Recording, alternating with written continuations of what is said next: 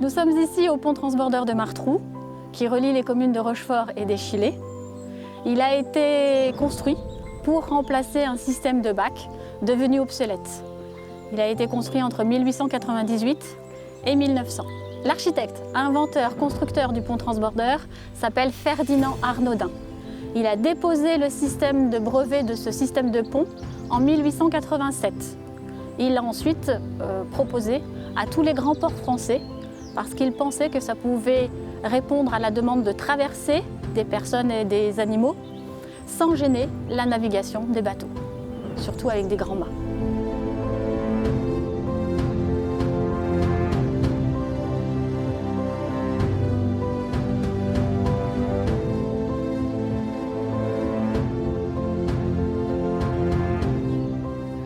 Sur la vingtaine de ponts transbordeurs qui ont existé, il en reste aujourd'hui plus que 8 à travers le monde. Mais celui de Rochefort-Échillé est le dernier pont transbordeur qui reste en France. La modernité, tout simplement. La modernité explique la disparition du pont transbordeur. C'est l'époque de la révolution industrielle, on teste, les ingénieurs inventent. Donc on invente ce système de pont à transbordeur. Les grands ports en font même en font la promotion. Le premier grand port français à utiliser un pont transbordeur, c'est le port de Rouen. Ensuite, vous avez Rochefort, Nantes, Marseille, Brest, Bordeaux, qui n'a jamais été terminé, mais la Première Guerre mondiale a arrêté les travaux. Malheureusement, la Deuxième Guerre mondiale est passée par là, donc bon nombre de ponts transbordeurs n'ont pas survécu. Mais à la sortie du second conflit, il ne restait plus que 2 ponts transbordeurs, celui de Nantes et celui de Rochefort. Mais celui de Nantes n'a pas survécu à la modernité, trop vieux, pas assez rapide. La municipalité a pris la décision de le démonter en 1958. Donc aujourd'hui, Rochefort est le dernier pont transbordeur qui reste en France. Voilà, on est en relation avec tous les ponts transbordeurs du monde et les gestionnaires. Un seul est pour l'instant classé UNESCO, c'est celui de Bilbao en Espagne, qui est aussi le tout premier pont transbordeur à avoir été construit dans le monde. Et tous les gestionnaires travaillent ensemble pour pouvoir arriver à cette labellisation, cette inscription UNESCO.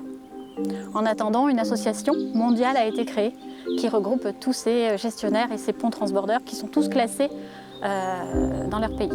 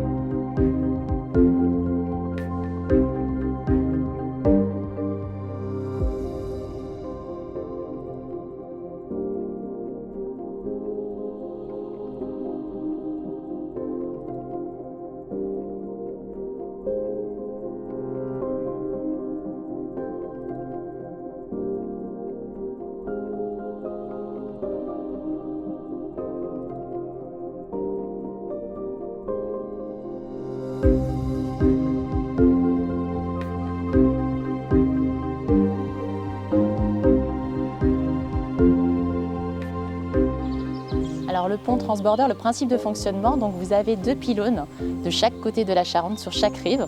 Situé à 50 mètres de haut, vous avez un tablier.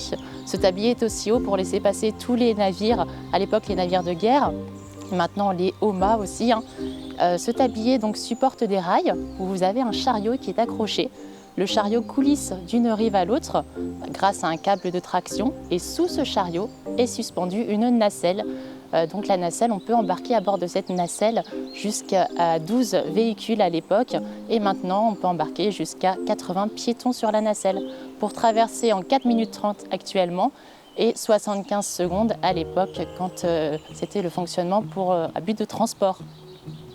Il a fonctionné à partir de 1900 jusqu'en 67, donc là comme on le disait à but de transport. Il a été fermé ensuite, restauré et à partir de 1994, il a ouvert ses portes à nouveau au public à but touristique. Et on a effectivement eu une période de fermeture entre 2015 et 2020 où là il a subi d'énormes restaurations pour retrouver son état d'origine, donc cette couleur noire qu'on peut voir, et les poutres comme M. Arnaudin l'avait inventé à l'époque en 1900.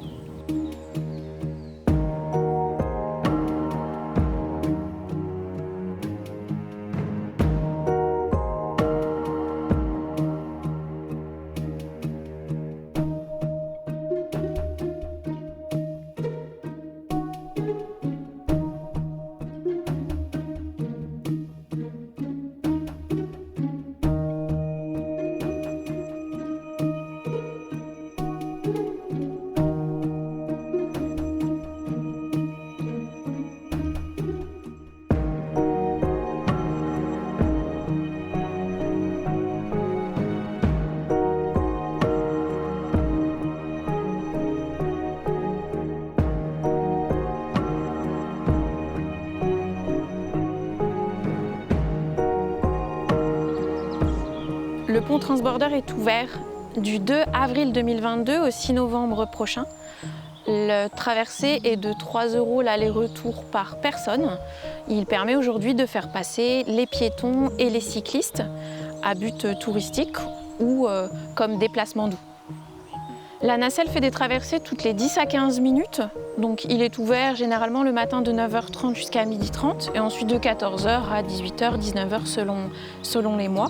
Il vous suffit d'arriver, d'acheter votre ticket et de traverser. On peut faire embarquer jusqu'à 80 personnes sur la nacelle.